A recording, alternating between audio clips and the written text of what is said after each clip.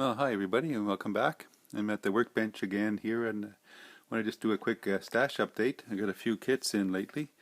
I was at the Kingston Modelrama a few weeks ago with Dario from Dario's Model Builds and another friend of ours here from Ottawa, Peter McDonald, who doesn't have a YouTube channel.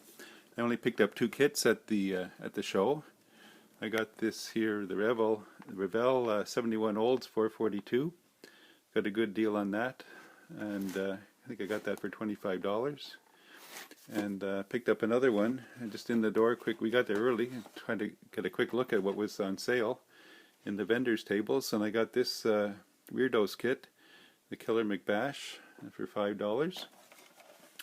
And I was out at our local hobby store a week or so ago. They had in these 1/32 scale Aoshima series of those kits, and I've always wanted to get a Datsun 240Z. So they had this in the orange and the silver. I got the silver one. Had a good deal on these, and just got in a shipment of them. So I got that one, and one more while I was there.